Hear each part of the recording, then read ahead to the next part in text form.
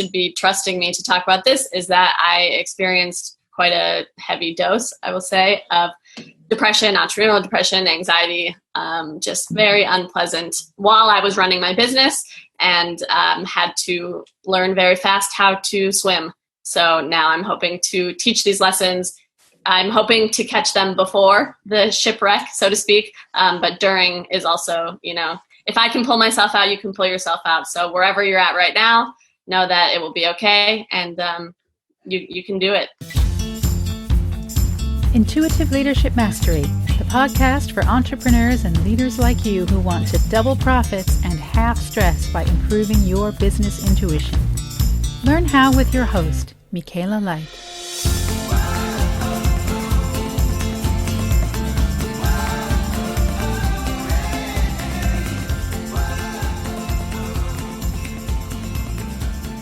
All right.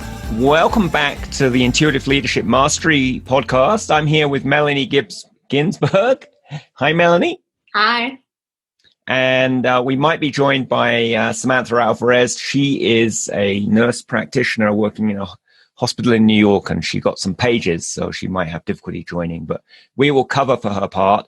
And today we're going to be talking about entrepreneurial anxiety, apathy, and depression, which, given the corona lockdown, the economic depression, and various other excitements and isolations, is a big thing right now. So welcome, Melanie. For those who don't know Melanie, tell us about yourself in a brief whatever.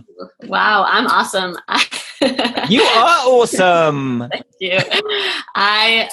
Let's see. The reason that you should be trusting me to talk about this is that I experienced quite a heavy dose, I will say, of depression, entrepreneurial depression, anxiety, just very unpleasant while I was running my business, and had to learn very fast how to swim.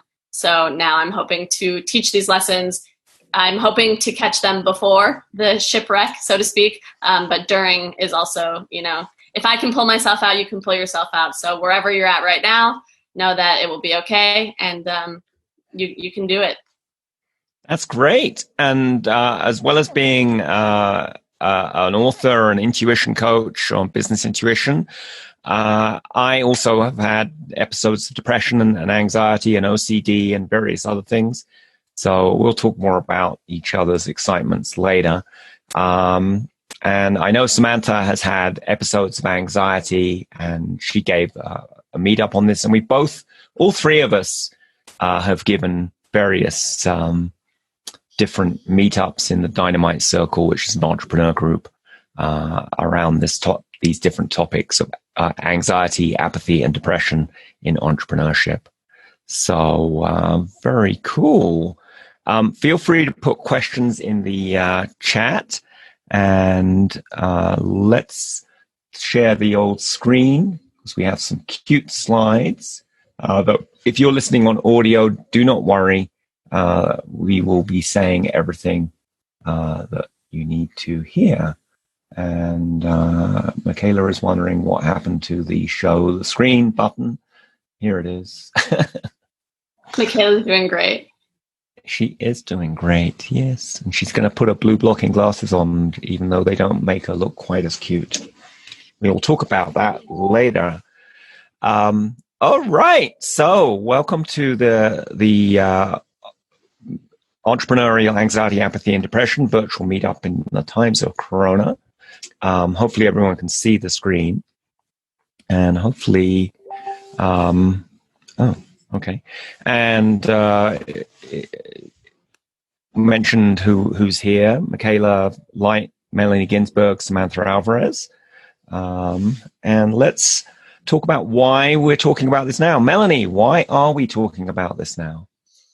Well, times are a little more uncertain than usual right now with all of the corona and lockdown constrictions. Businesses are suffering, and I feel a lot more of the uncertainty in the air. The energy has been definitely different these past few months. People are scared. There's a lot of fear and anxiety, which can seep in and maybe mix with anything that's already inside of you and exacerbate anything that's already inside of you. So just seems prevalent at the moment. It certainly does. And also, many people are locked down, having to stay at home, and they can't see their friends. They can't travel to places. There's a lot of social isolation, and that just makes any mental illness worse or creates it in the first place. Absolutely. And then, for a lot of people's businesses, the economy is a bit screwy. Some people's businesses are doing better now. Some people are the same. Some people's businesses have gone into the toilet. So that can create stress and mental issues, anxiety and depression. So, and I think the other thing is just there's a general, like you said, there's a feeling of anxiety, but feeling of uncertainty. But I think there's also just general anxiety and depression floating around. Absolutely. And many entrepreneurs are empathic, and we pick up on other people's energy, which is why we're great at doing sales and great at hiring. And also that means we tend to pick up other people's emotions. So, may not even be your own depression is what I'm saying, but we can talk more about that later. Let me, anything else we want to say about why now? I think also to your point that a lot of people are spending more time at home and maybe they don't have the distractions that they're used to of traveling or seeing friends or going out to restaurants and bars.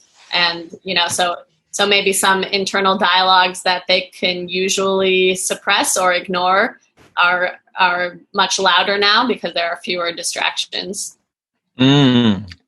That is a great point. And we'll talk a bit more about how people cover up their mental illness later. I think pretty much everyone listening has some kind of addiction that they use for that purpose. Maybe some of us have it more under control than others, but perhaps not. So great. Well, before we talk about, mental illness, maybe we should talk about what ideal mental health is. What do we think that is? You want to take that, Michaela? Sure. Well, I think it's being resilient, able to deal with life's stresses and, just able to pivot fast in your business and your life if you need to change. I would say also, just being calm, and focused. It's like being the center of the eye of the hurricane that's got no winds blowing. It's just sunny blue sky, even though there's this crazy 100-mile-an-hour hurricane winds going around you. And then perhaps on a more spiritual level, it's just being connected to spirit and connected to your intuition and your higher self. Having, SQ, that's like IQ, which is emotionally intelligent quotient or whatever it is. SQ is your spiritual intelligent quotient. So, and perhaps another thing is just that you have a great relationship with yourself. You don't have that negative self-talk where you constantly beat yourself up. You're like constantly praising yourself and encouraging yourself and looking for opportunities. So, that's what I would say it is. Definitely. And I think a big point is to your last point about having a good relationship with yourself.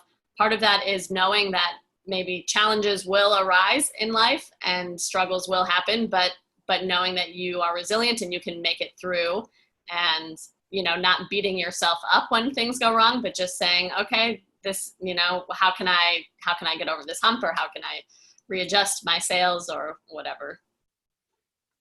I unshared my screen because people were trying to instant message me and I wanted to turn that off without revealing to our audience what all those instant messages were. Yes. So I think part of the thing is that, if you break your leg, it's really obvious to you and everyone around you that you've got a broken leg. And it would probably be a smart idea to go to a doctor or a hospital or an ER or whatever and get it fixed. But the problem with mental health is it's all in here. Mm-hmm. And other people may not realize. And to be honest, a lot of people have resistance to asking for help. They feel shame around mental health. And so you ask them, hey, you know, they seem a bit down or anxious or whatever. And you're like, hey, how's it going? And they're like, oh, yeah, fine, 2 thumbs up. And then before you know it, you know, they're in a downward spiral and absolutely not saying anything. So, and the other thing with it, because it's like an inside job, it can kind of creep up on you, you know, and, you know, you may not realize it's sort of like alcoholism for anyone here who's ever had a problem with a substance, whether that's alcohol or drugs or video games or sex or online shopping or whatever the addiction is. You know, you can think, oh yeah, I don't have a problem. And then, you know, before you know it, you're drinking 10 glasses of your favorite substance and getting totally plastered and having side effects on your business and life that you're not, you know, performing well. So, you know, I think that's important to recognize too, that, you know, we often don't even realize we have it. And the problem is that it has that spiraling thing that you tend to spiral downwards when you're having mental illness issues. When you're having good mental health, you tend to be spiraling upwards. Absolutely. You know, you have positive thoughts, you pick positive friends, you choose your environment to be a wonderful place to live. You make your business and clients and staff who work for you great and supportive people. And so that all spirals upwards to create a great life. When you're having mental illness, it tends to be the opposite. You tend to pick crappy customers, bad staff who are unreliable. You have friends who drag you down and pull you off into the addictions you have. And the place you live and work is in itself depressing or anxiety producing because there's a lot of clutter or whatever. And the thing with a downward spiral is that it's fucking hard to get out of it. Absolutely. Momentum is real. But I think I love what you said about the upward spiral as well, because again, that's why it's so important to catch the creeping problem and to pivot, because if you can switch and start spiraling upward instead, then the momentum will drag you that way. Yeah. I love that word momentum. That is so great to look at. So, and it's good to be aware of that. And that's true of many good habits, right? If you want to get healthy, if you get it into a habit of going to the gym with a buddy, then you get momentum on that and you can build it up. And the same with all mental health things. So let's move on to some barriers. Oops, no. I think we're on the right slide there. So we mentioned some barriers about it. You know, it's shameful to have mental health issues. People don't like talking about it, right?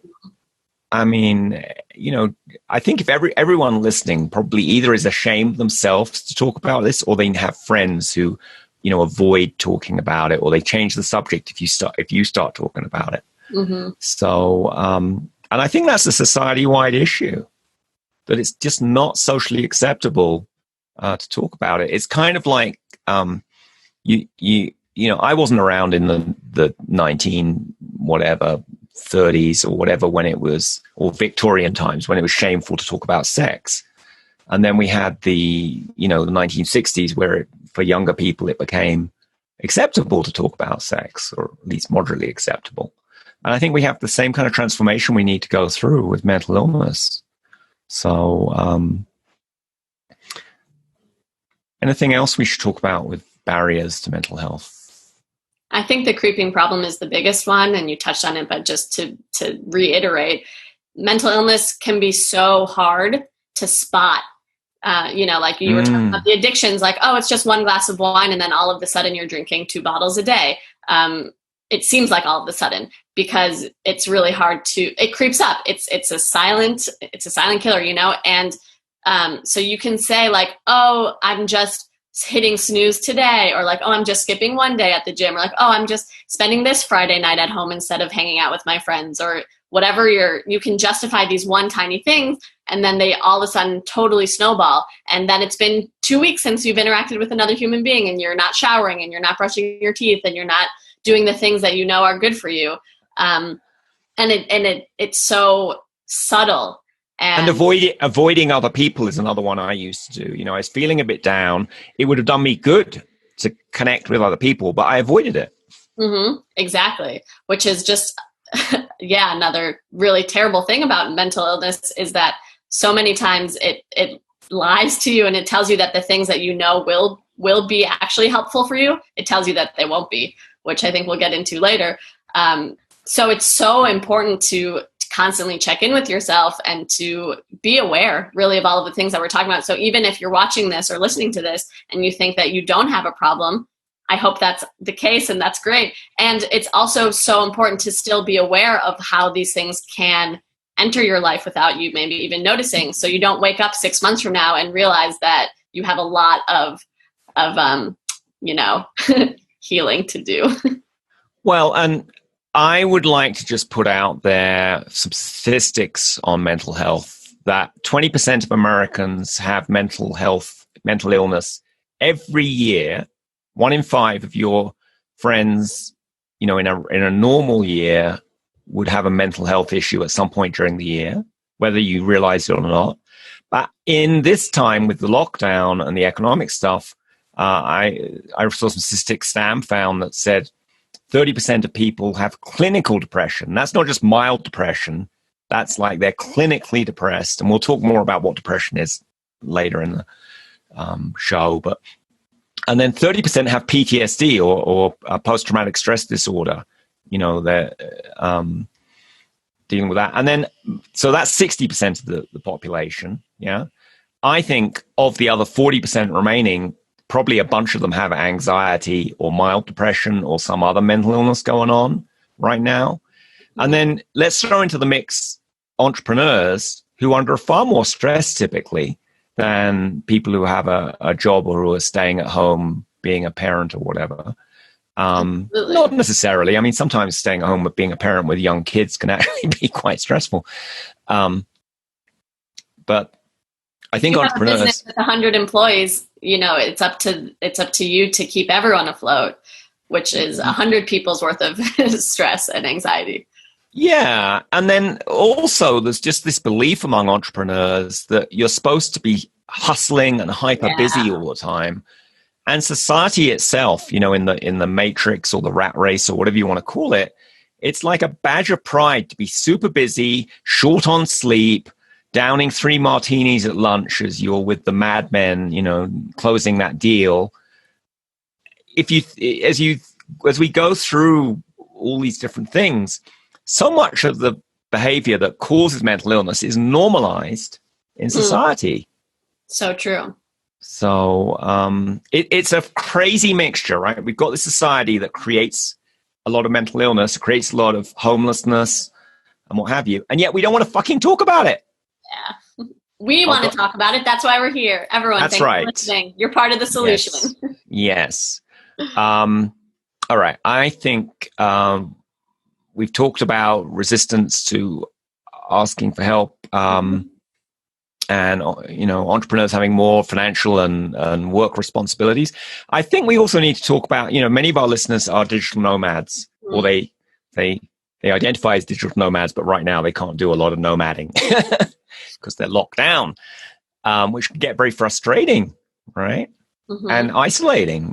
Could you talk a bit about that? Because I know before you planted your roots in Austin, Texas, you were nomading all over the place. Yeah, I was a nomad for about 3 years and I loved it for the most part. It can be extremely challenging to connect with others and to connect on a deeper level with others in the nomad community. What I found is it was a lot of flash in the pan friendship. So it's like, oh, you're here for 1 week. And we get along, so let's just be best friends for 1 week. And then you're going to go to maybe Peru or whatever. I'm going to go to Mexico City, and we're never going to talk to each other again until the next year when we reconnect for 1 week or 3 days. Or maybe you'll never, I made so many friends that I just never speak to anymore. And it's nothing personal. It's just the nature of that lifestyle, which is fun. I love meeting new people, and it's great to connect with all of these fascinating, interesting people from all around the world. But from a psychological standpoint, we need deep connections to feel secure. And we need to know, so if I meet Alice and I know that she's leaving in 1 week, there's no really social accountability for me to, like, she's not going to check in on me. So I don't need to, it's the accountability, you know, we need to know that we're cared about and that people want us to be healthy and successful and, you know, living our best lives or whatever. And when you have all of these like tiny friendships that are disposable, you don't get any of that accountability. Yeah, I think that, again, just like with how entrepreneurs tend to have more mental illness issues, even if they don't talk about it, than people in maybe the more general public. And I want to give an analogy there. I think we all recognize that when people are in the military, particularly if they've been deployed to a war zone and have seen violence or been injured, you know, we recognize that they have more depression, more PTSD, more anxiety, more suicide. Sorry, I let the elephant out of the room there. I wasn't going to let the elephant out of the room. I had it locked up. But we'll talk about suicide later because I think it's an important topic. But we recognize that being in the military is a high mental illness risk profession. But we don't recognize that being an entrepreneur has a high risk mental illness. And in the modern American military, I know they do take some proactive steps to help people avoid having mental illness or be more resilient to it. And then they look after them after they come back to some extent. I'm not saying they're perfect, but at least they recognize there's an issue and they're doing something about it. That's what I think we need to do with entrepreneurship as well. That there's a recognition, support, and that we have some best practices to have great mental health proactively before we go into the combat of doing a startup or whatever the thing is. And then the point I wanted to make about you know, digital nomad or location independence is, yes, it is isolating, more so if you're being the travel butterfly and, you know, you don't have a stable base and roots there. And I think in general society, so many people I see, I remember once I was something little kids and had a deep meaning. I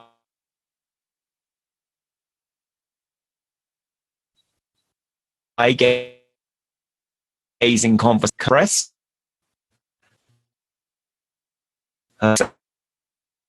self issue that causes mental illness, and that was before this lockdown. Yeah, so all right, I'll get off that little rant box. Definitely, I'm right there with you. Yeah, it's a quite crowded rant box, which is kind of tottering on it. Guys, let's love each other and support each other and look each other in the eyes. All right. I think we should move forward onto a deep dive into anxiety, because a lot of entrepreneurs get anxiety.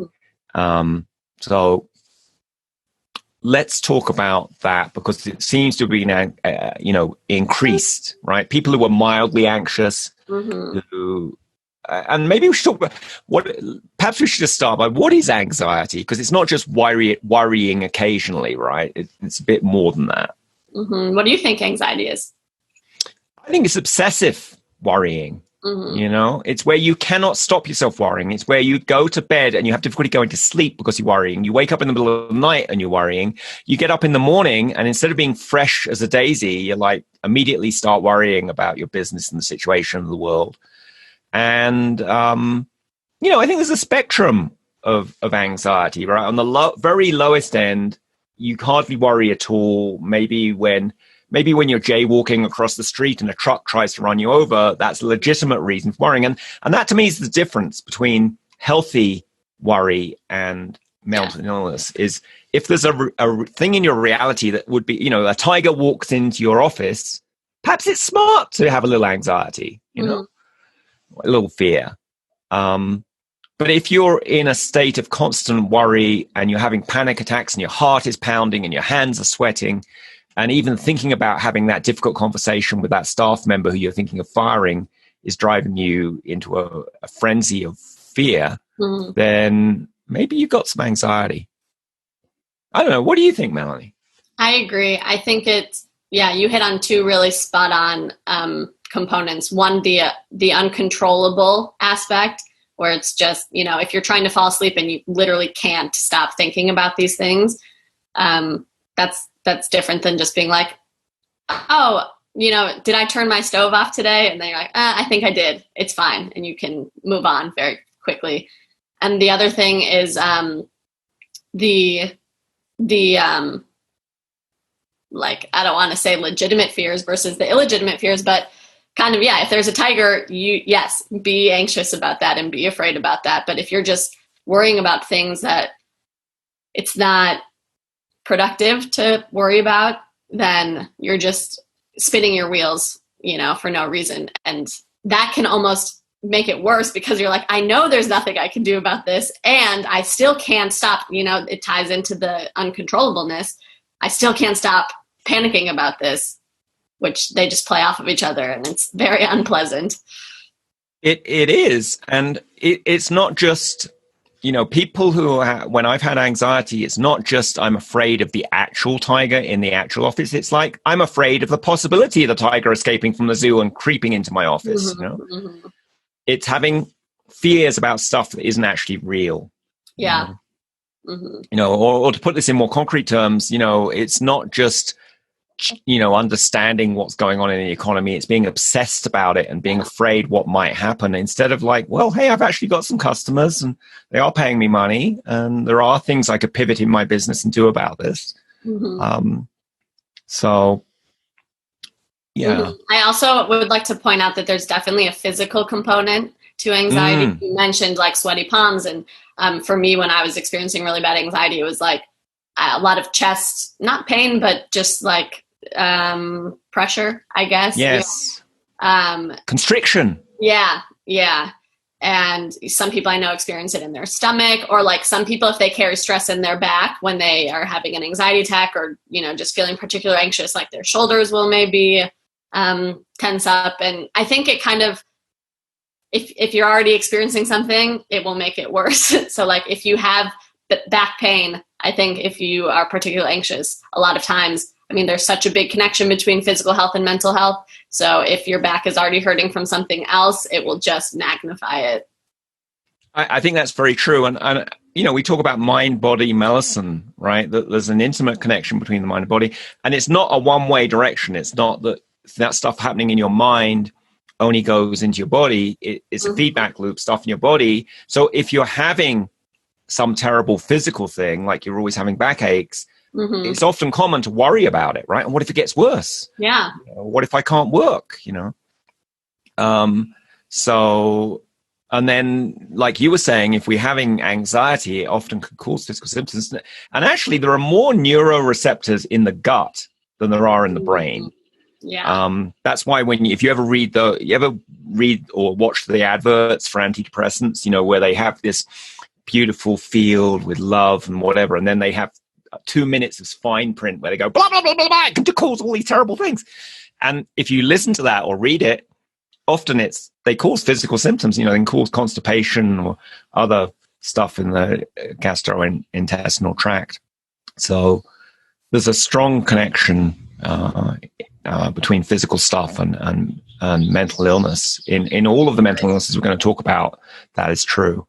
So, and part of it also is, your body chemistry, right? If you shift your body chemistry by eating different things or doing different behaviors like working out or not working out, if you work out, it releases certain neurotransmitters into your body and makes you feel better and calmer. If you meditate, same thing.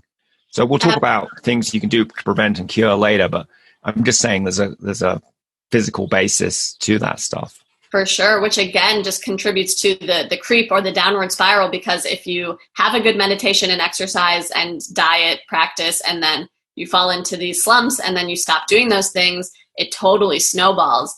And the mind and the body are very, very connected. So if you're not exercising and you're not getting those endorphins, then the anxiety just feels heavier and darker. And then it will make you not actually then it makes you really not want to exercise or really not want to meditate. And then it just, so bad. It's so bad. It is. It's amazing. We couldn't have dreamed up a more clever way to feel bad. Yes. By having it negative feedback spiral. I think we didn't talk about OCD, obsessive compulsive disorder that relates to anxiety, and that's where you're constantly you were talking about going back to check your house to see if you turned off things, but that can apply to work and perfectionism, and wanting to control others and micromanaging. Those are all associated with anxiety. And then on the negative self-talk in anxiety, I think it's it's almost like I put negative sunglasses on and I see everything in the worst possible light. Totally. Someone says something to me, perhaps they were just trying to give some constructive feedback, but I reinterpret it, oh, they really hate me and they're never going to be my friend ever again. And not only do they hate me and they'll never be my friend, but no one will be my friend. Now, I want to associate this. I think having a really creative imagination is something that unfortunately is both beneficial for being an entrepreneur. If you are creating new products or services, or selling, having a great imagination is as an asset. If you're having anxiety, it's a liability, because you'll dream up even more crazy scenarios. So an entrepreneur is often a very creative. So, yeah, that's a really good point. This is a thing there. So, let me talk about some of the other related things to do with anxiety while if possible, you see if anyone has said anything in the Facebook. We got some hello. People are sending love, but there are no questions. Oh, love. Well, that's nice. So some of the anxieties where it can form, and we put all these in detail in the handout we're going to share with everyone after, and it'll be in the show notes on the episode. Agoraphobia, fear of, being in public spaces. I used to have that. I hated going to the cinema. I thought I'd vomit in the cinema and people would then never friend me ever again. Maybe just general anxiety disorder. You're anxious about everything. Panic attacks. I've had those where I just, for no apparent reason, I just start sweating and couldn't breathe. And the vomiting came up again. Maybe you're anxious in social situations. I used to hate going to parties. I used to have to down a whole bunch of alcohol before I'd even consider going in the door of a party. I gave up alcohol 15 years ago, so I had to come up with better ways to deal with that. Some of which include not going to the party when I don't feel in the mood. And then phobias. A lot of people have phobias, fear of spiders, heights, flying, meeting new people, dealing with money. I don't know. And then another anxiety, maybe if you do overindulge in substances, you may have anxiety when you stop taking the substance. If you stop drinking coffee, or I know that's the very naughty thing to say because a lot of people drink coffee, but a lot of people get anxiety that if they can't get their coffee, they get anxious. Same with alcohol. Same with other drugs, smoking, street drugs, whatever you're into. So any other anxiety things you think we should... I think that's good for anxiety. You want to move on to apathy? Let's move on. Yes. Whoops. Apathy. Oh, this woman looks so apathetic. For those of us watching the video. I just want to give a shout out to Ash in the DC who got these slides done. He did a great job. So what is apathy? To me, apathy is really just the lack of every emotion. The good ones and sometimes the bad ones, but really, what we miss is the lack of the good ones. So lack of excitement, lack of engagement or interest in things, lack of motivation. You just really feel like nothing matters. Nothing matters today and nothing will matter tomorrow. So what's the point of me doing anything because it doesn't matter? Yeah, that phrase, whatever, comes to my mind. Totally. Yeah. Yeah. I think the main symptom is really the lack of motivation. And, since if you think of humans as like machines, the motivation is what pushes us to do things. So if there's no motivation, there's no action. And again, this relates to the downward spiral and the negative feedback loop. Because then we just don't do anything. If you're saying, oh, whatever, you're laying in bed all day, you're watching Netflix or you're eating ice cream And those are great to do sometimes, but not always. So yeah, that to me, I think, is the main piece of apathy. I love that distinction. So in anxiety, the downward spiral was anxious thoughts and maybe withdrawing from activities because of that. But in apathy, it's the lack of motivation. And maybe negative thoughts about, hey, what's the point? Or why bother? It's not going to work anyway. And then just not doing anything. And because you don't do anything, that gives you the feedback that you don't feel good. Because for me, when I take action, even if I don't feel like it, if I go to the workout, I do my yoga, even though I'm in a shitty mood, I actually feel better afterwards. You know? And then I feel motivated to do other things. If I pick up one of the mismatched pairs of socks lying on the floor in my bedroom and put them away, I suddenly feel motivated to pick up a second one. Or if I if I do that one thing I've been procrastinating about in my business, it makes me want to do something else. Absolutely. So. And again, we couldn't have designed a more clever or evil system for this, because when you're experiencing apathy, you can say, like, for me, when I was really deep in it, I was like, I remember that, like, in my past, I used to feel pumped up after going to the gym, but that's not real anymore. Like, I must be remembering that. Like, there's no way that could help me feel better today, because things are just different now. And it's so easy to convince yourself of that as well. So not only do you lack the motivation, but you lack the belief that anything you do will change, which again, is so detrimental. This is like the most evil genius.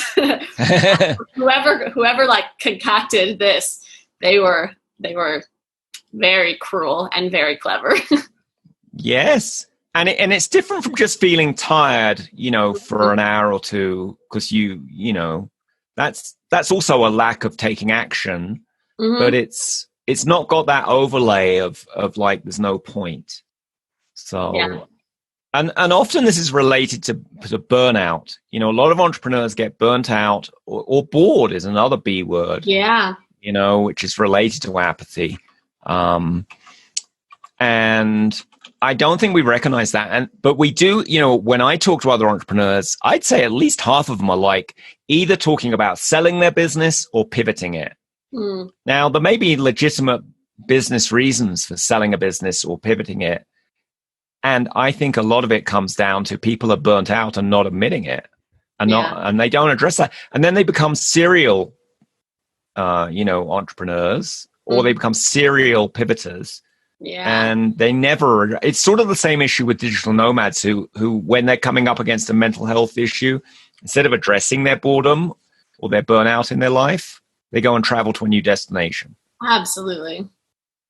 So that's why, again, entrepreneurs are more at risk of that, because if you had a traditional job, yeah, sure, you could go change jobs, but that's not quite as easy as what entrepreneurs, you know, we have so much total freedom in what we do in our business that it's easy to become subject to these things. So what are some of the symptoms you've seen in apathy, either in yourself or other people? How would people, apart from the fact you're not taking action and your bedroom's a mess or office is a mess? Yeah. Or email folder is a mess. Yeah. I think that's actually a very spot on thing. Like, like chores pile up, things pile up, emails pile up, tasks pile up because you're just not doing anything. So if you look around your life and all of a sudden you're like, I have 100 emails to respond to, dishes in the sink, and 17 missed calls that I need to return, and 15 unlistened to podcasts or whatever it is. I think that's a big symptom. That would be a big clue that maybe you're experiencing some apathy. And related, issues in your business that really should be dealt with, like that terrible customer that you want to get rid of, or the employee who needs to have a good talking to or be fired. Yeah. Or the position that you haven't filled that means you're overwhelmed. And overwhelm is another symptom of this, I think. Yeah. So not taking action to make things better, but maybe doing things that are distractions or busy work. Yeah. Because when I have apathy, it doesn't mean I'm not doing anything. I'm just not doing what needs doing. Yeah. Yeah. Or for me, if you ever get to the end of the day and then you're like, what did I actually do today? That's always a clue for me that maybe I'm not in a great spot. I'm not sure. I would be willing to bet that most of the listeners and viewers have some sort of evening routine or something, and if you don't, I invite you to. But for me, I always like kind of check in with my day and do a quick reflection. And sometimes I'm like, what did I do today? I don't even know. Like I was, quote, busy all day, but what do I have to show for it maybe? Or like, what did I actually accomplish? And I think you made a great point, Michaela, that apathy isn't always not doing anything, because we're very good at tricking ourselves. So you can have very busy days, but still be not, making any movement towards the goals that you care about. Yeah, and not feeling fulfilled. I think that's part of the key in this. And another sign is just your addictions have gone up. Yeah. A notch or several notches. You're drinking more, you're going on social media more, whatever your addiction du jour is. Or reading news is another common one. And we didn't mention that in the anxiety one, but social media and news addictions often play into anxiety because they give food for the anxiety, whatever creature that lives in our head. It's like those monkeys they talk about, that distracting people from meditating. Some of the monkeys are anxiety monkeys, some are apathy monkeys, some are depression monkeys, and we feed them. Yeah, we do. Here's a little social media snack for you, Ms. Apathy Monkey. And then they whatever. So, and again, apathy can be associated with lots of physical issues, headaches, tummy aches, digestion issues, anemia, depressed immune system. And in fact, all mental illness depresses the immune system.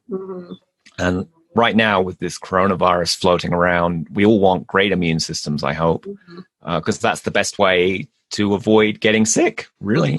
I mean, hospitals and doctors are all great and fine, but the best key to health is to look after your own health. Absolutely. And having a good immune system is a good part of that. So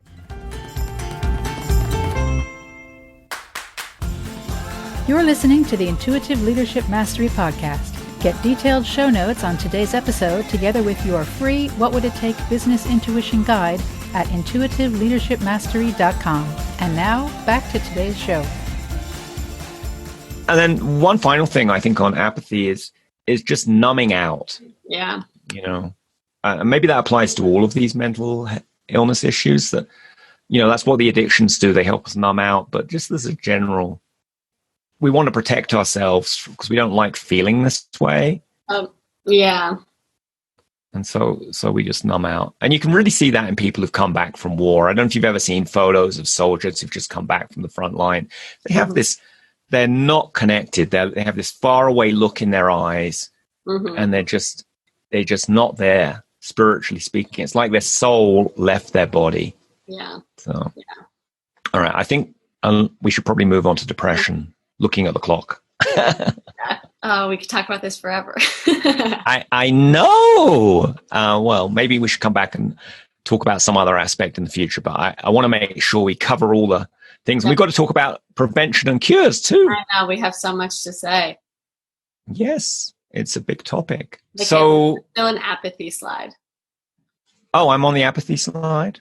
Were the two apathy slides? I may have I'm probably showing the wrong slides. It's okay. But we'll move on to depression. Yeah. So in my experience, depression is kind of the terrible combination of apathy and anxiety. It's just like the worst. I wish for no one to ever experience this, because it is the lack of interest, a lack of belief that things can get better, a lack of joy and excitement and all of the happy emotions that we get to feel as humans. And there's also the total negative self-talk that I think comes a lot with anxiety, that nobody likes you, nobody cares. What you were saying, Michaela, about you have these lenses on, and anything, someone could say, oh, hey, sorry I missed your call. And you just totally interpret that to the absolute worst degree. And yeah, it's quite awful. I think it's really important to say that there's a big difference between feeling sad and feeling depressed, the same way that we talked about anxiety, that there's a difference between, oh, I'm scared of this tiger. That's like a legitimate fear. And I'm scared that the world is ending, or, you know, no one in the whole world cares about me as a human. So it's normal as humans. We have a spectrum of emotions, and I think that's cool. It's normal to feel sad, and it's normal to feel the, like, quote, bad emotions. And I think it's healthy to feel those things. But depression is just so much deeper. It's longer, it lasts longer, and it's more nebulous. I think, like, it's not, you know, if I say, oh, my cat died, that's a thing, and then I feel sad about it, cause and effect. But depression is just like everything. It's just like everything sucks. Everything is terrible. Yeah, it's more long lasting. Yeah. I mean, it's not just being sad for an afternoon because you saw a sad movie or something in your life happened that was sad. It is, you know, you wake up feeling crappy. Mm-hmm. And also, like you say, there's this mental chatter that you're not good enough, you're a bad person. It's not just you're sad, you're bad because you're sad. Yeah. And nobody loves you today, and nobody can ever love you. Yeah. You know, it's that exaggeration. Oh, so cruel. And you can't be fixed. You know, there's I feel depressed just saying these things. I know. Gotta get those out. Don't let that monkey be true. fed. It's not true. If your inner voice is telling you those things, it's not true. You are loved, and you can get better, and your existence does matter, and you are worthy of all of the happiness that you want and desire. And that's the truth. It is the truth. Absolutely. I went into a little anxiety spin that I had the wrong slides up, but I think I just hadn't edited the slides right. You're doing a great job, Michaela. Thank you. So, yeah, and I think you can say that apathy is kind of a cousin of depression, but it doesn't have the same negative voices going on. Yeah. It's got a different set of its own negative voices. So, and just to speak of those negative voices, you know, they may have come from our childhood or some other traumatic experience from teachers or coworkers or bosses or customers or spouses even. You know, It's pretty common that someone is in some kind of business or family relationship with someone who is not helping. Yes. So, you know, those negative voices may be just repeating back what you've heard, or they may have come from movies or news or, you know, other things of that nature. So there's a lot of programming that happens in our lives from other people or from media or organizations. You know, some organizations instill, you know, I don't want to beat up on the military, but they go through this boot camp thing where, as I understand it, they basically try and pull people's egos down by saying they are a bunch of crap. And then supposedly they build them back up in the mold they want them to be killing machines. Sounds pretty kind of weird to me either way. But my point is that's not just true in the military. A lot, you know, some religions do that. Some schools do that. Some offices and corporations do that. They just make people feel bad about themselves as a ineffective way to motivate them to do what the organization wants. So are we ready to let the woo-woo out of the box? Go for it. This is all you, Michaela. Oh, okay. So it may be those voices are not even in your own head. They may be negative spiritual entities that are attached to you that are telling you bad things. And I see this a lot in my work, that people have negative entities attached to them. And when I work it on more, they go to an energy healer or shaman and have those removed. Suddenly they don't have the same negative voices running around. They don't have the same crappy feeling in their emotions and in their bodies. So I just want to put that out there. If you're open to woo-woo, then, and you're having any of these mental illnesses, just, you know, it may not be your mental illness. You might be being attacked by either other spirits or other people, maybe putting energy cords into you and draining your energy. I've had that happen a lot. So, just the thought to be open to that. Mm-hmm. All right. Are we ready to let the elephant into the room, or should we? I think we can address it. Yes. All right. The elephant is suicide. Now, I was reading about suicide statistics yesterday. Over 129 people every day in the United States of America actually succeed in committing suicide. That's 40,000 people every year. And that's in a normal year. I believe more people are doing it now, but I don't have the current statistics on this year. But I do know in previous similar things like the Great Depression in the 1930s, the suicide rate went up. It's also the case the suicide rate has increased by 25% since the turn of the millennium. And those are just the people who actually succeed in killing themselves. Do you want to know how many people attempt suicide a year? Want to make a guess at that? Anyone listening or? That's too sad. I don't want to guess. Okay. 1.4 million people in the United States every single year attempt suicide. Just in the US, that's terrible. That's just the US. Worldwide, it's bigger. Yeah. And then I forget the exact number on this, but I want to say maybe 9 million people have suicidal thoughts every year that they've reported to someone else. Obviously, more people than that have them and keep them to themselves. But this is a crisis in our society, I believe. For sure.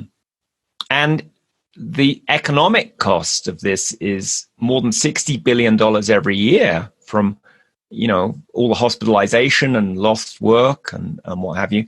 And that's just for suicide. If you put all these other mental illnesses in there, I have no idea what the economic cost of this is. I mean, there's the enormous personal and spiritual cost, but this is actually costing businesses money as well, that we're not addressing this. I believe it. And can I have your permission to go on a brief rant? Permission granted. Yeah, I know I'm almost on the rant already.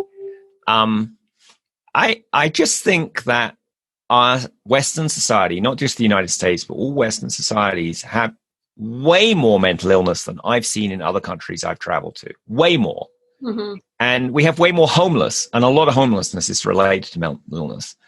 And, a lot of people try and help out, or do help out, right? We have therapists you can see, we have doctors, we have counselors, we have support groups, we have Alcoholics Anonymous, we have lots of churches, we have all kinds of groups who help treat the symptoms of this crisis. Mm-hmm. But it's like we never sit down and say, what the fuck is wrong with our society that 20% of Americans, or more, currently even more, are mentally ill every single year. Mm-hmm. And all those tens of thousands of people commit suicide, millions of people either attempted or are thinking seriously about it and have a plan for it. Yeah. Isn't something seriously wrong with our society? Yes. And, all the soul-destroying jobs and isolation and consumerism maybe is not the direction we should be going in.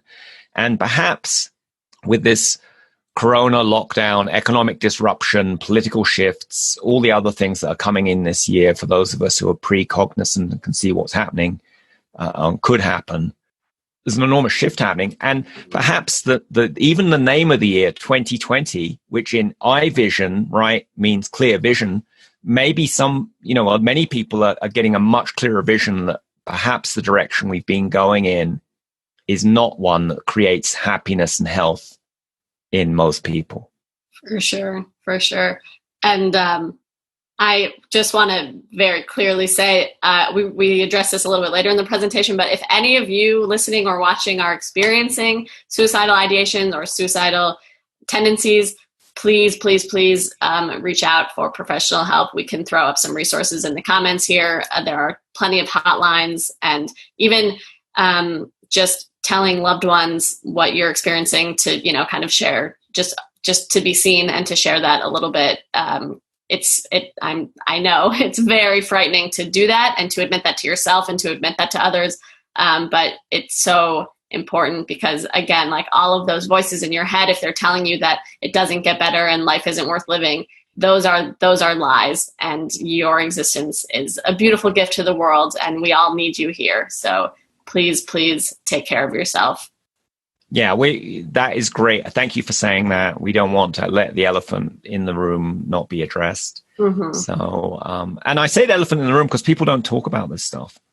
And that's part of the problem, because it kind of keeps those negative thoughts inside your head, and they can grow until they're crazy in size, and crazy in how they are. For sure. But yeah, definitely, if anyone's feeling any of these things, in particular, suicide's so final, Yeah. And even, although many more people attempt it than succeed, even the people who attempt it, it's so harmful to their mental body, their emotions. It creates yet more negative voices that not only are they a crappy person, but they even are crap at trying to kill themselves, right?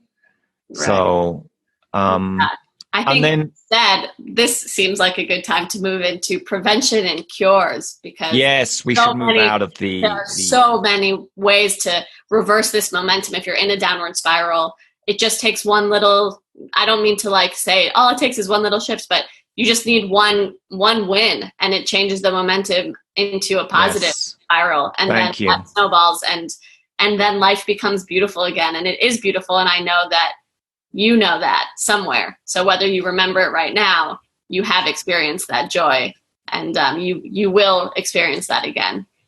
Thank you. Yes, we don't want to create a downward spiral here.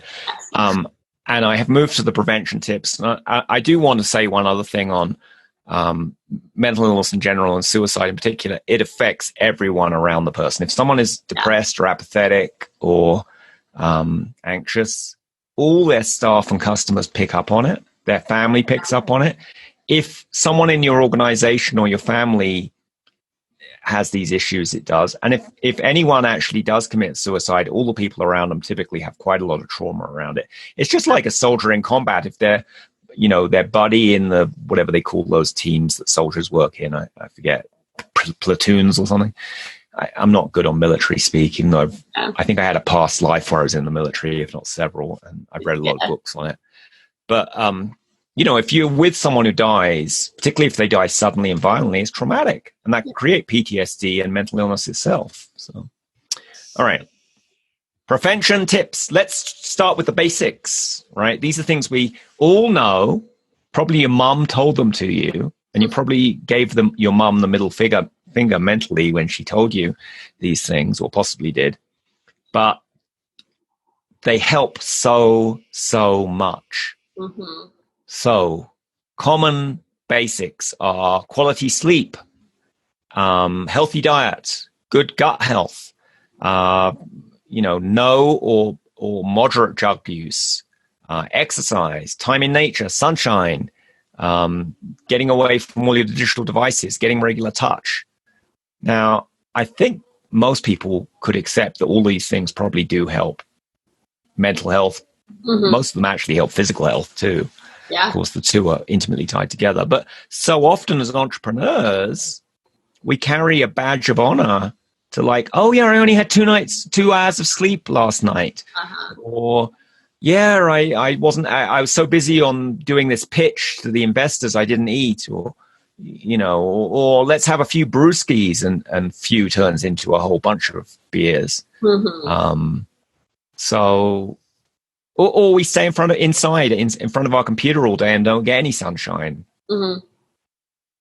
Yeah. So I call them the basics, but because you really need these things in there. They're building blocks for mental health, but we forget to do them because we think we can get away with it. And maybe when we're 19 years old, you can do without sleep and still be okay-ish. What are your thoughts on these things? I agree. They're so important. And yeah, it's really you nailed it. They're the foundation, the building blocks, everything else is kind of just bonus. I think it's also, I think with the apathy and with some of the symptoms of these mental illnesses, it's so easy to convince yourself that you don't need you don't need to sleep, or you literally can't if you're so anxious that you're not getting a good night's sleep, and then again, it goes into the negative feedback loop. So really just like focusing everything you can do to get yourself back to the baseline health will really help you, prevent it, and depending if you're in it, with improvement. Well, and here's the thing I found, that if I'm having trouble sleeping, what I used to do is I'd reach for a drug, or I'd reach for social media or TV or something that really wasn't actually helping, but it kind of distracted me from the fact that I was having difficulty in this area. Yeah. So, they can kind of spiral in on each other. So what about, those are things I think we can all agree on are helpful to do. And I just suggest to anyone who's having some, if you're on the border, or you think you might have mental issues, or if you'd prefer to, prevent them in the first place, just make a list of these. They're all listed out in the handout. We're going to link in the show notes, and we'll put in the Facebook Live thread later.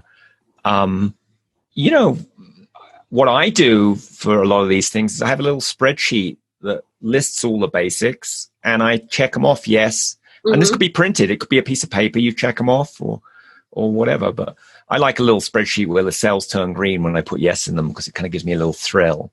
Yeah. And then I kind of, it helps motivate me to do these basics. But secondly, I can look back on my week and say, oh yeah, Tuesday was a bad day. Oh, I noticed Monday night I didn't sleep good, and I didn't do these other things that day. And oh, maybe that's correlated. Which comes to the next point of detection. How can we mentioned this is a creeping problem. It's often hard to even know you're starting to go down the slippery slope of mental illness. What are some ways that have helped you to detect, that something you're starting to spiral down?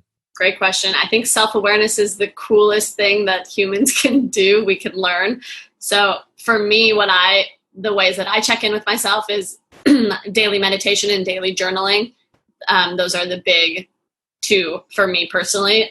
But other people may really rely on their intuition, or, looking at their surroundings. Like mirroring is really big. You mentioned before that if you are surrounded by maybe negative friends who don't necessarily support you, or that would be a dirty mirror, yeah, right? Exactly. One of those fairground mirrors that makes your face look ugly. Exactly. That would be bad friends, bad family members, bad members of staff, bad mastermind members. Yeah. So just the things that, whatever works best for you to check in with yourself. How do you, I don't know, maybe you have a daily dialogue with yourself. You look at yourself in the mirror and say, hey, Melanie, good morning. How are you feeling today? That's a great idea that I just thought of. Maybe I'll start doing it. So whatever it is, to just raise your awareness around how you're feeling. I see beautiful Samantha has joined us. I temporarily muted you just because you were rustling as you got yourself settled from your pages of helping out other humans in their health. So nice hairdo too. So yeah, I think positive mirroring. I find coaching also helps. If I share it with either a professional coach or a friend who's good at listening, that can help me recognize I've got these patterns going on. And being in a good mastermind is invaluable. For me, a good mastermind is where people are prepared to lovingly say the truth if they see it. If they think I'm looking depressed, they'll say, hey, Michaela, you're looking a little down. What's going on? And give me space to. A mastermind or just friends and family can reflect that back to you as well. If they're, observant and loving as well. Yes. So what other prevention things? I'm in a gratitude group. Cool. Every day we share some gratitudes, or some people write down a gratitude at the end of the day or the beginning of the day. Yeah, I do both. Woo! Can't have too much gratitude. I agree. You can't have too much. And the cool thing about gratitude is it really, since I do it at the end of the night, I find that during the day, I'm like, well, what will I be grateful for tonight? So you're scanning your environment for those good things, and you're just tuning your brain to look for the positive. And I've been doing this now every single night for at least 2 years, and it is so, my brain, it's so much better trained to look for good things. I think a lot of these things become habits. Absolutely. And with physical stuff, if you wanted to have toned arms, you recognize you've got to like do some yoga or lift some weights or swim or whatever the thing is you do. And I think we forget that with the hidden side of mental health, that we need to, if you want to have good mental health, you've got to actually take some action and focus on it and make some good habits and get some support from people to maintain that. Mm-hmm. So, and I guess, if we let our body go to seed and you're around people who are pretty healthy, they probably speak up, but we're not quite as practiced at speaking up when someone's mental health is not doing so well. Yeah. So I encourage people that's something for all of us to improve. Anyway, other things that prevent, I would say laughter and play are really important. I've noticed that unless young children, toddlers under age 7, unless they've been abused or had some other credible trauma, generally they're fucking happy and resilient, and one of the keys to that, scientists have studied children. They laugh hundreds of times a day. You hear them giggling and for no reason. And it releases some of this toxic mental stuff or stress and helps them be happy.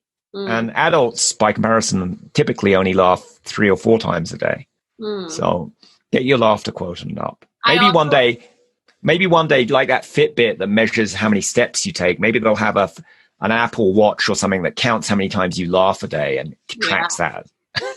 There's a lot of research, Michaela, that shows that laughter, that our brain can't tell the difference between genuine laughter and like, quote, forced laughter. So if you've heard of laughter yoga, it's just people for a half hour or an hour just going, ha, ha, ha, ha, ha, ha. And to create those positive chemical releases in your brain. And also in my experience of laughter yoga, it actually creates genuine laughter as well, because you feel really silly. And it's also just like a lot of joy in the air. So if you don't think you have enough laughter and you're feeling uninspired with the Netflix stand-up comedian options, just fake it till you make it. And I think you'll still get a lot of those positive benefits.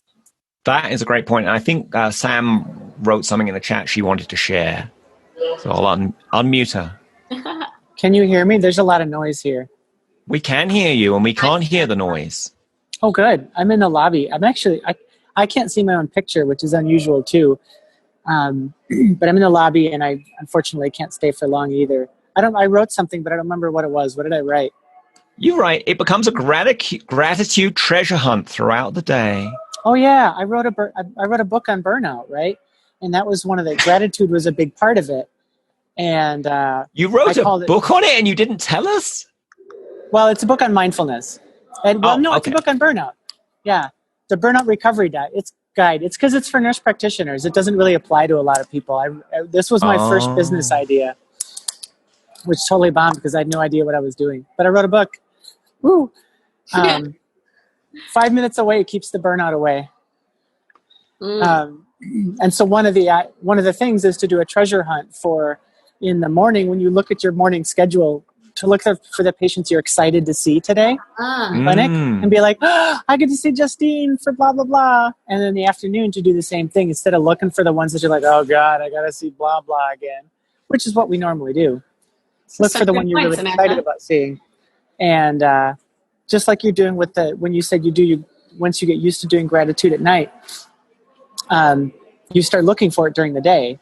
So it's the same thing. If you think about what you're looking forward to, and what you're going to look back on, it raises awareness of things you have to be grateful for. Love that. That's a great thing. Now, you're in a quite stressful situation working in a hospital in New York City during the corona crisis. Yeah. 84 hours a week, long hours too. Do you have long shifts? 12 hours a day, 7 days a week. I've worked 27 out of the past 28 days. That sounds quite stressful. It's almost as stressful as being in a startup, if not more. Just a touch. It's less hours than being in a startup, but it's more stressful. Yes, because people are sick and dying and crabby and what have you. Yeah. Now, I'm curious if you have any prevention tips that you've, been following in the last 28 days? I've lost almost my entire self-care routine for lots of reasons because I just can't do it. So I have started doing a couple of different things. The first is a gratitude practice. I wake up at 5:20 every morning. I'm on the day shift, 7A to 7P. So I wake up at 5:20, my alarm goes off. I do a 3-minute headspace meditation, and then it ends. And then as long as I stay awake, the other 7 minutes, I think about all the things that I have to be grateful for. Like, I'm grateful to be here. I'm helping. I'm where I need to be.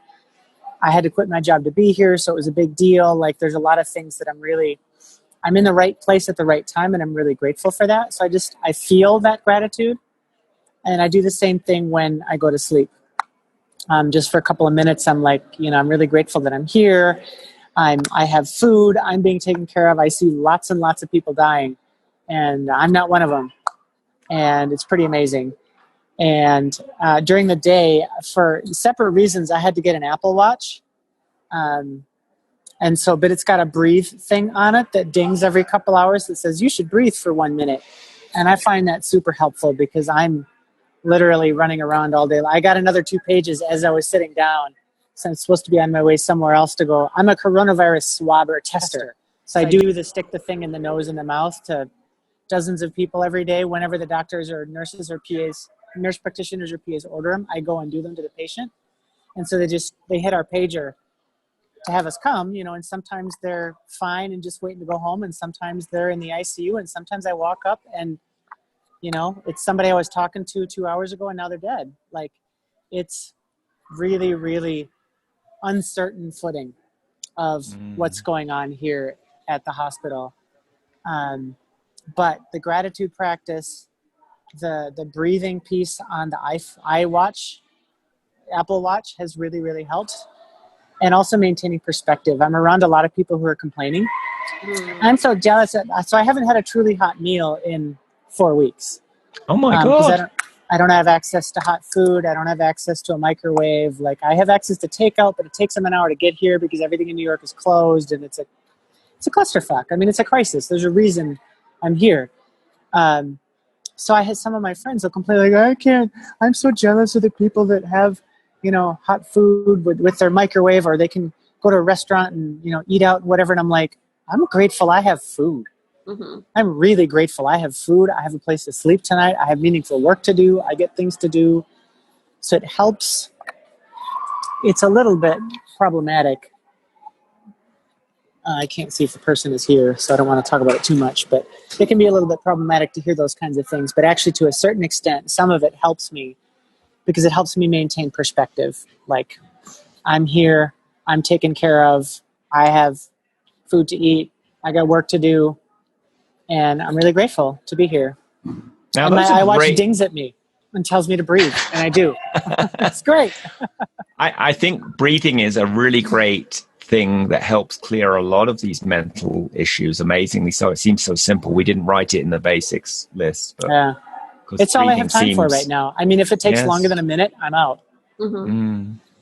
I'm 14 hours a day. I have to get on the bus by 6:15, and I'm not home until usually after about 8:15. So they're actually 14-hour days with the commute, and I don't have time for anything that I normally do. I'm not doing my stretching. I'm not doing my, I just have to do the bare minimum and be okay with that because that's where I am right now. And I have a day off tomorrow. A friend of mine is getting married, so I got the day off tomorrow. Yay. Yay. I had to talk to 4 people on 3 different days to get the day off, but I got it. Yay.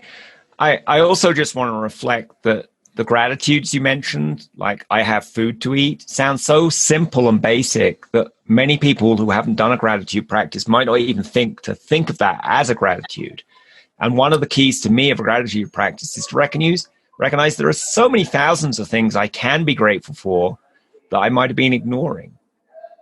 Yeah. And the other thing is I'm in the middle of a crisis, right? So it's right in our faces. Like, I don't have access to hot food, and I haven't for a long time. And so that's a thing that I think about. I'm like, wow, I really wish I could have this or have that. And I think those thoughts too, because it's true. Like, I wish I could make something or eat something out and get it delivered, like to get it, put a plate down in front of me and it be hot and I can eat it like I used to. Like, that's a big change from my normal life. And so it makes me reflect on other people in different parts of the world.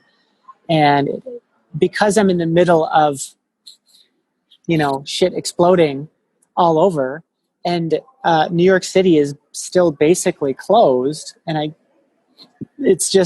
I'm seeing these really basic needs not being met.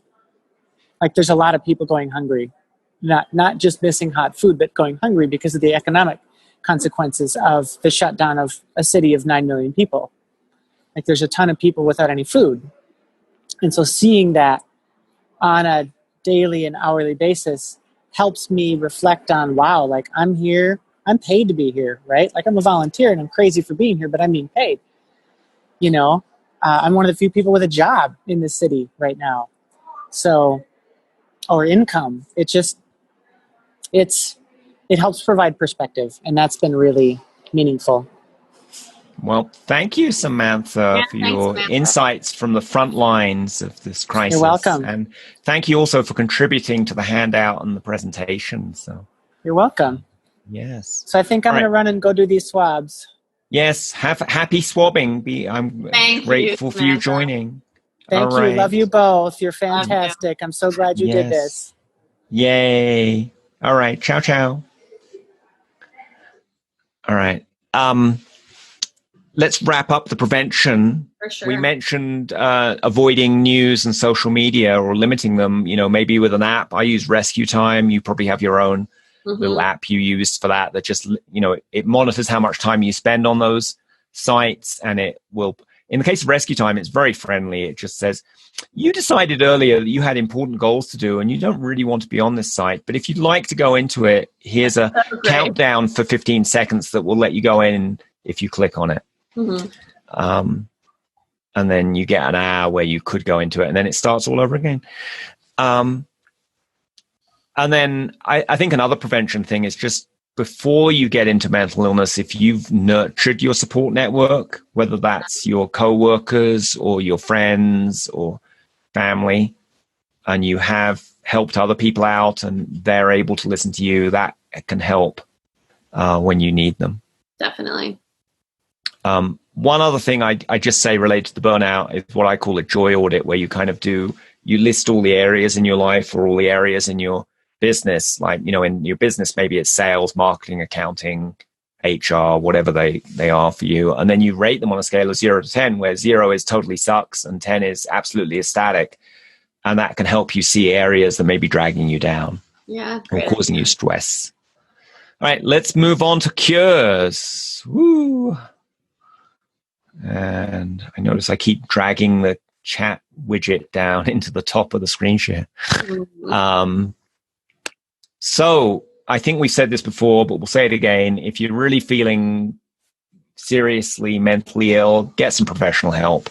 We'll put some resources in the thing, but your family doctor, a suicide prevention line. There are some lines where you can I forget the name of them, but you can just, if you're having problems, you can call up and have someone listen to you. If you don't have anyone else who could listen to you, obviously friends are good too.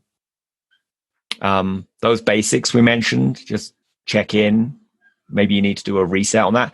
I use the end of the week, the Sunday, as a reset. If I've been accumulating a bad habit on sleep or eating or whatever it is, or exercise, at the end of each week or the end of the month, I'm like, okay, I'm going to do a reset on this habit. I'm forgiving myself for not doing it so well. Now I'm going to rededicate myself to doing whatever that thing is for me. In my case, for example, sleep, I have a commitment to go to bed before 9 p.m. Stretch goal is 8 p.m. because I notice the difference when I don't do that. Yeah. So that's my sleep one, whatever your metric is for the basics, you can look at that. And if you're recording them in written down form or in a spreadsheet, you can see patterns. You can see like for me, for example, when we have the full moon, I don't sleep so good. So I deliberately go to bed even earlier on the few days around the full moon, because I know I'm probably going to wake up in the middle of the night and have difficulty going back to sleep. So at least I've got some good hours of sleep in early. What are your thoughts on cures? I think definitely professional help can't speak highly for that. I know there's a big stigma around asking for help in general can be very challenging, especially for entrepreneurs. We're used to doing everything ourselves. It can be a big challenge to admit that you need help and to ask for it. We have a lot of beliefs that, it's a weakness to ask for help. And I think it really is a strength. So I want to double down on asking for help. It doesn't need to be a professional, and asking for help from a friend, saying like, hey, I've been noticing these changes in my life. Can you just like message me once a week and ask me if I've been meditating, or ask me how I'm doing. And then if I say, oh, things are fine, don't let me just say that, ask me to tell you the honest answer. So asking for help is great. And that could even be asking yourself by journaling. If you literally are on a desert island with Tom Hanks and his baseball, you could journal what's going on, and then you're asking yourself out, or you could ask God for help, or you could ask angels or your guides for those who are into those things. Exactly. So, I will say also I am even hesitant. This is another elephant. Everyone has very strong opinions, it seems, about medication and drugs. And I think, drugs, medication, yay! They can be so helpful, and there's no shame in taking antidepressants and taking anti-anxiety medication if that's what you think will be helpful for you. It is not a weakness. It is not a failure. Sometimes there is literally a chemical imbalance in your brain, and in order to rebalance it, like you've been talking about the comparison to physical health. If you broke your leg, you wouldn't just be like, I'm not going to get the surgery because my body can heal itself. Yeah, your body probably could heal itself, but it would take much longer. It would be very painful. And if we have the technology to put a metal plate in your leg, why wouldn't you do it just because you want to be strong or independent? I think it's great to ask for help and to accept help. Absolutely. And also, that negative spiral tends to make us not want to ask for help because I don't deserve it, or no one could help, or blah, blah, blah. So this interrupts that negative spiral just by speaking up, and it interrupts those negative voices by speaking it out loud. Often the negative voices actually are saying pretty stupid things. Yeah. Sorry, negative voices, but you are. And just speaking them out loud helps us recognize either ourselves or the friend or the doctor or therapist or whatever will point out that, well, this isn't really based in reality. And, let's look at some other alternative beliefs. Mm-hmm. Mm-hmm. So I think also coming back to the business, so many people don't feel enthused about their business, right? They're just doing it for the money. And that motivated them for a while, but no longer is motivating. Having a big why for your business, have meaning in your work. It needs to be more than about money or being busy. If it's going to make you happy in a deeper sense, it's the difference between eating junk food and eating really healthy, natural, fresh food. Yeah. One leaves you feeling satisfied and healthy. The other one leaves you feeling empty. Yeah. And it's the same with businesses, I believe. Yeah. I think also having some balance between your work and your life. It's fine to want to do a lot of work if it makes you happy and you're being healthy about it. And it also helps to have balance. And to be honest with you, I achieve more when I do less. Yeah. Yeah. And if I take a vacation or I go away for the weekend, I often solve problems, or I come up with great creative new ideas for my business, or get perspective that if I kept my nose to the grindstone, working really long hours, I'd never have seen. Yeah. Yeah. And that's something, Michaela, thank you, that I love to tell entrepreneurs is that you are not your business. It's so easy. You're not. To link. You better say that again. Yeah, say that again, Melanie. You are not your business. You are not your profit. You are not your revenue. You are not your clients or your customers. If you have a, quote, bad month on paper for your business, that has nothing to do with your worth as a human being. And, if you're not, quote, productive enough, like that has nothing to do with your value as a person. So just balance is so important, and balance and separation, remembering that you are a multifaceted human being and you bring so many gifts to this world, not just the gifts of your business. You know, you're a friend, you're a child, you're a sibling maybe.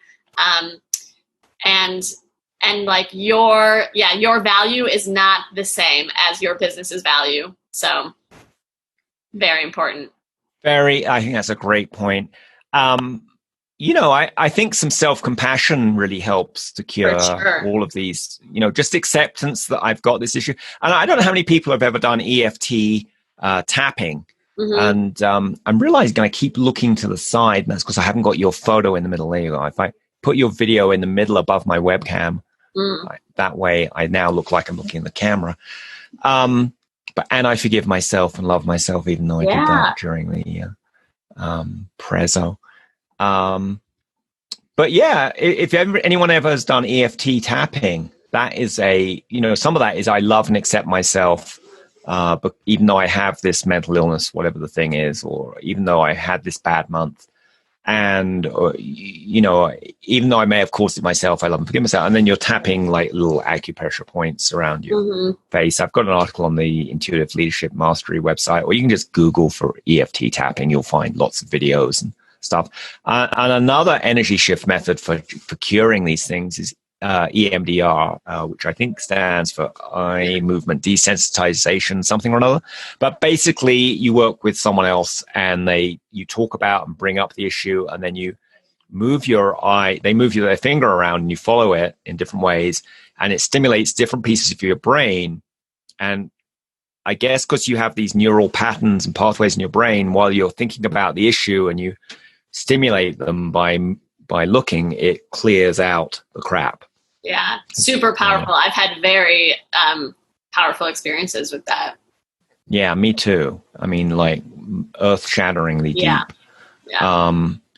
And then coming back, you know, perhaps the basics, you know, having good routines and habits, you know, routines around eating regular meals. I sometimes forget to eat. I don't know if you've ever had that problem, but or the opposite problem that I'm not conscious and I'm always eating, you know, not necessarily eating healthy things. So, so putting in place good routines, having a buddy who helps, you know, if you have difficulty exercising, get a friend and both agree you're going to either go for a run together or you're going to check in with each other if you're not allowed to, you know, contact with each other because of social distancing. Though I think running with a meter's distance between you is fine. And no one in recorded history has ever caught coronavirus from exercising outside. I'm serious on that statistic. They've studied that. It's generally when you're stuck inside and the air's circulating round and round. Yeah, for sure. Makes sense. Anyway, I won't go off on that tangent. And then the final thing I'll just add on this is reframing the thing. I think we touched on that briefly, but you know, looking at the problem in a different way. And that's where friends, family, therapists, counselors, coaches can all help in reframing those thoughts. So did you have anything else on cures before we flip to the next section? I think that's good. Which is the penultimate section, I believe. Yeah. So some loving reminders from Melanie. Yes, I accidentally leaked this one first, but I got too excited that you are not.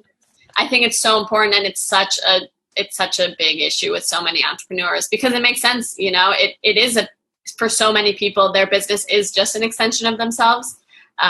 Because their heart and their soul and their mind is in it. But it's not, the success of your business is not reflective of your success as a human being. So I think it's really important to separate that. My other loving reminder to entrepreneurs is that I know we all love to overachieve and we love to work hard and see growth and see improvement. And this is a crazy time. We're in a crisis, like Samantha said. They're not calling it a crisis because it's not. So now is not necessarily the time for you to reach enlightenment. If you want to like ease up on your expectations for yourself, I think that would be very healthy and kind. If you want to, instead of reaching the next goal, and if you're focusing just on preventing the slide or the downward spiral or the crash, like we got to adapt. That's something entrepreneurs are really good at, adapting. And this is a different time. So you're your goals and your systems that you have set up for yourself in quote, like regular times might, it might be helpful to readjust those a little bit. Those are great, loving reminders. We've written those out in the handout that we're going to share, so you can print them out and tape them up and say them out loud or whatever you want to do. And also, I think another reminder is that the reality, what people share on social media probably is not what's really going on in their life. And if you see all your friends are all happy and seem well adjusted, chances are at least 20% of them are like having serious mental illness. Actually, right now, probably all of them are. At least 60% are having, either clinical depression or PTSD, and a bunch of people are having anxiety. So don't be fooled by social media. Or reading the news and looking at the life of famous people is another way people delude themselves. So I'm not as successful as this mega entrepreneur. Well, yeah, A, so what? You're very good at what you do. And B, if you really went to that person's life and trailed them 24/7 for a week, you'd probably discover their life isn't all rainbows and unicorns either. So, and same with marriages, relationships. Often people who are single think, oh yeah, everyone is in relationships ecstatically happy. Well, that may not be true. Yeah.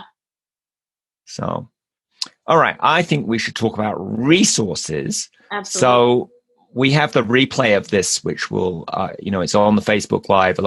It's also the podcast and the YouTube video we're going to make of this. We've put some resources in the notes, but I have a bunch of podcasts on this topic around anxiety and depression and suicide and dealing with addictions, and amazing interviews I've had with great entrepreneurs around the world about how they overcame some of these issues in their life and,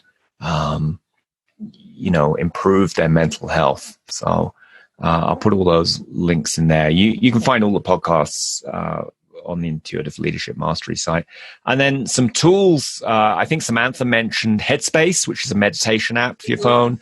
She mentioned a watch. She uses the Apple Watch that reminds her to breathe. I think there are other gizmos that have similar things. Fitbit or similar devices keep track of your steps or other exercise things. There are other meditation apps like Brain FM has focus and sleep music.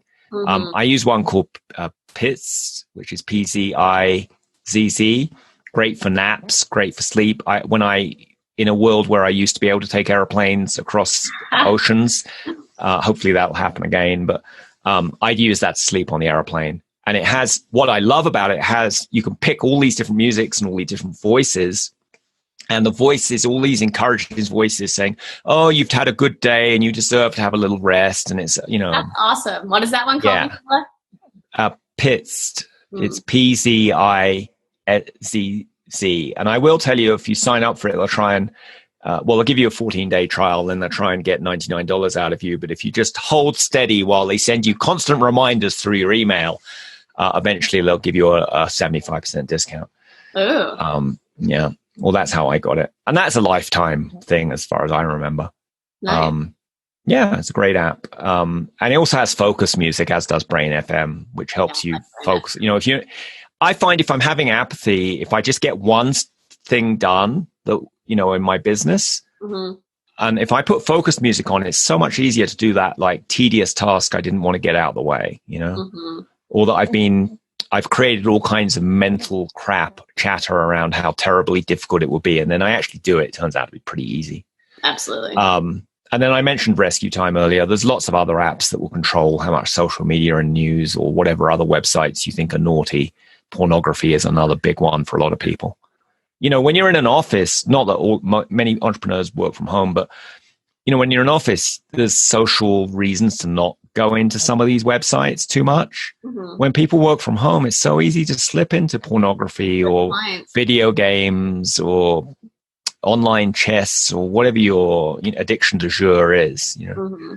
Not that chess is bad, but if you're doing it for 12 hours a day, perhaps that's a little bit much. Anything can be a medicine or a poison depending on how you consume it. So yeah, I think we ought to say our disclaimer at this point. I've got the disclaimer. Somehow the disclaimer side snuck up without me clicking. So this podcast, video, meetup, whatever you want to call it, is not a substitute for therapy or medical advice. And if you need medical professional help, go get it. So if you feel like you're obsessively worrying and it's interfering with your work or relationships or other stuff, that would be a clue. Or if it's upsetting to you and difficult to control, or if you're depressed and having trouble with drugs or alcohol or other addictions, or if you think your mental health issues are related to your physical illnesses, or abso-fucking-lutely, if you're having suicidal thoughts or behaviors, like cutting is an example of that, please go get emergency help immediately, like right now. As we've said, these things, if you don't deal with them yourself or with the help of friends or professional help, they can get worse, and you don't want that. Mm-hmm. So if in doubt, get some help. And we put some links on that in there. So I think that's all the material. Did we have any questions in the Facebook chat that we missed? Not yet. Not yet. They're all absorbing it. Possibly it was very deep and dark subject that takes time to digest. So if any of this talk resonated with you, but you were like, oh, that's a bit icky, I'm not sure I want to think about that, just take a break for a day or two and then consider coming back to the recording and re-listening to that piece a few times, because sometimes with deep stuff, particularly with mental issues, it takes a few goes to hear the message.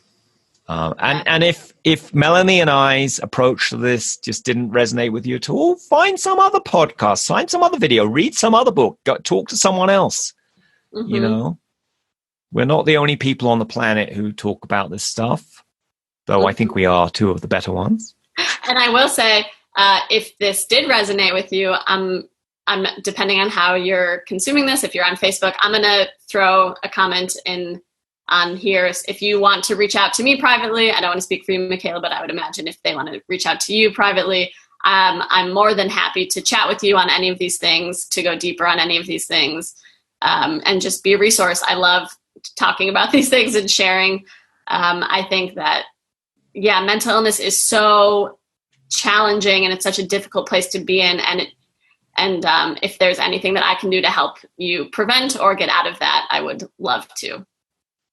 Well, that is fabulous. Yes. I mean, I shared the Facebook Live. You can just PM me there, or if you have some other way to reach me, you can do that. I also, I put out a lot of material on the Intuitive Leadership mm-hmm. Mastery website to do with this and other entrepreneur intuition topics. So that's another resource. And I've written 2 books on business intuition too. So, that has, if any of the woo-woo stuff appeal to you, the Intuitive mm-hmm. Leadership Mastery book has plenty of woo-woo in there, probably more woo than, many people want to deal with, which is why I wrote the second book that has no woo-woo in it, but has the same ideas presented a different way.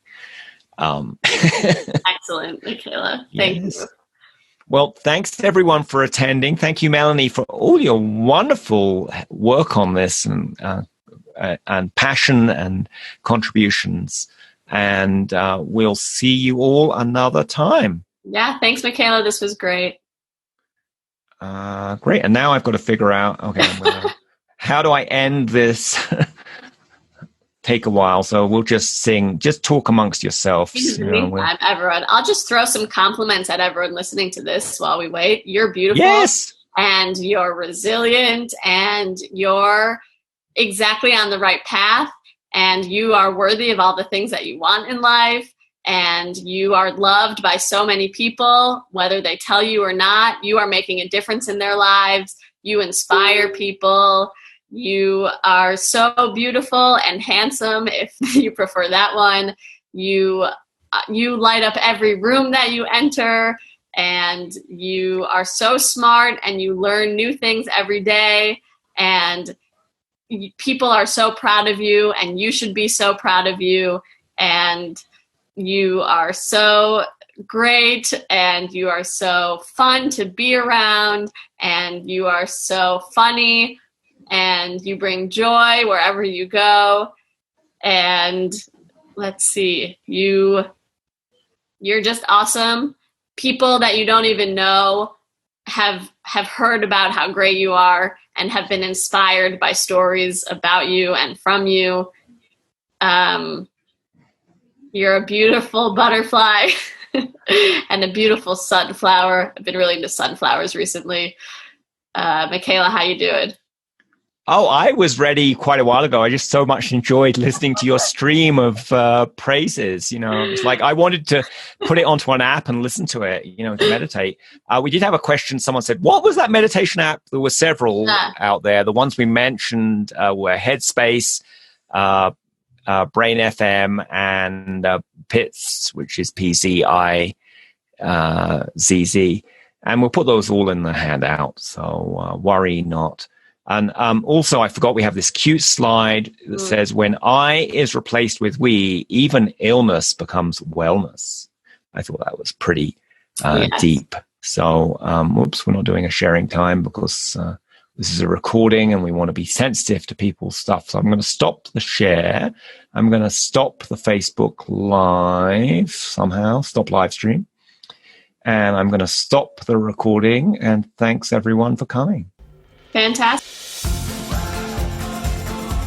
Get detailed show notes on today's episode together with your free What Would It Take Business Intuition Guide at intuitiveleadershipmastery.com. Create a fabulous and profitable day. What would it take?